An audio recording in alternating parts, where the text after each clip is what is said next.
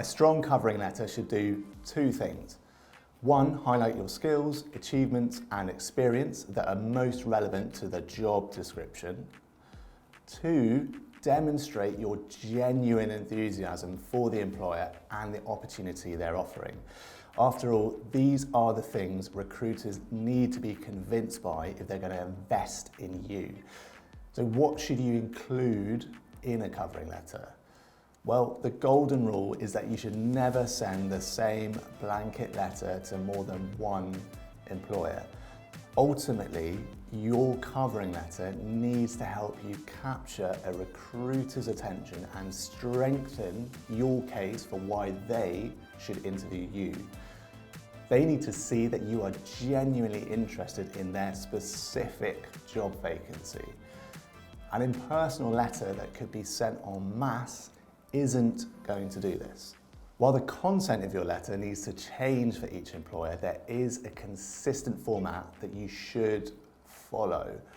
There are 4 sections that every covering letter needs, and these are an opening, a why you, a why then, and an ending. Overall, your covering letter should be no longer than one side of A4, so think about 4 or 5 paragraphs in total. First off, the opening. This doesn't need to be long. State which job you are applying for and where you saw the advert. Ideally, you'll have a name to address your letter to. You can get in touch with the organisation to find out whose name you should use, but otherwise, Dear Sir/Madam is acceptable.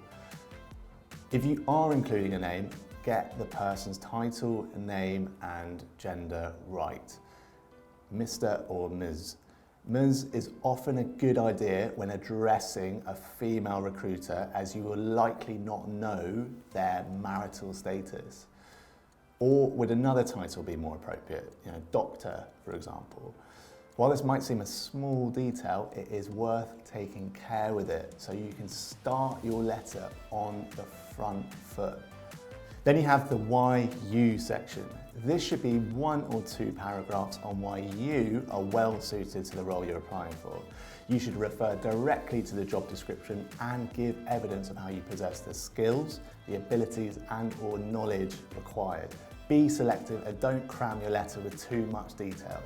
It's better to pinpoint 3 or 4 important attributes that the employer seeks and focus on these, than to briefly refer to every skill the job description mentions. For example, let's say you are applying to an employer in the tech industry. After reviewing the job description, you might decide the top 3 attributes that you want to focus on are a deep interest in technology, a practical knowledge of programming, and versatile communication skills. You should prove you have these by including examples from any work experience, academic work, and your personal life. For example, to demonstrate a deep interest in technology, you might talk about how you engage with the world of tech, whether that's attending conferences or hackathons, vlogging about the latest developments in your area of interest, or creating your own app.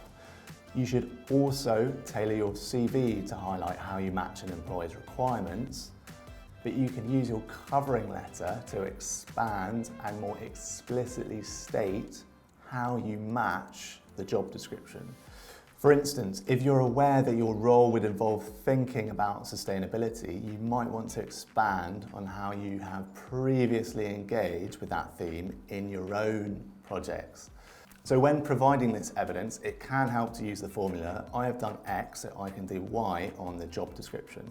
So for example, I developed excellent customer service skills, serving up to 100 customers a shift at my local pub, which means that I'm confident I have the relationship building skills you are looking for. Or the communication skills I developed as a course ambassador, delivering presentations to over 100 prospective students and parents, leading tours of the campus and answering their questions, will help me to liaise with both internal and external stakeholders in this role. At graduate level, remember that it's fine to refer to experience that isn't directly related to the profession you are applying to. Examples from part-time jobs and extracurricular activities, for instance, will all demonstrate how you have used and developed key skills. Next up, you should include a section on why the employer. This paragraph should explain why you are interested in the job you're applying for and the organisation as a whole. Put simply, what is it that made you apply? This is your opportunity to convince the recruiter that you're interested in working for them, not their fiercest rival or just any employer that will have you. Avoid anything that could be said about pretty much any organisation, such as because you're a prestigious and dynamic company. You should be able to provide specific reasons for applying, such as why you're interested in the work that they do, their mission, and the values that they stand for. Your commercial awareness and your nuanced knowledge of the organisation will be your biggest help here. For example, do you know about its overall strategy, its values, its products and services, and its most recent wins? All of these can feed into your reasons for wanting to work for an employer. It's worth noting that you can swap why you and why them around if you find that works better. As long as you cover both, the exact order doesn't matter. And finally, your ending, aka a gracious sign-off.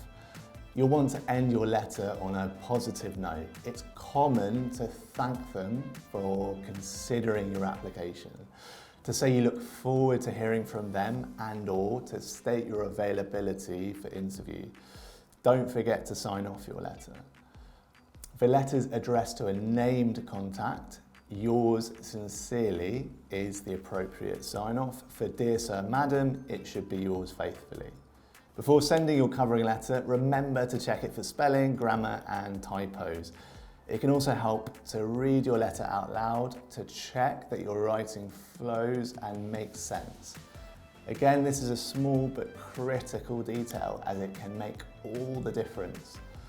After all, recruiters will be assessing your communication skills and your attention to detail through your letter. And there you have it, the essential elements of a strong covering letter. Move on to the next part of the course where you can access some resources to help you with yours.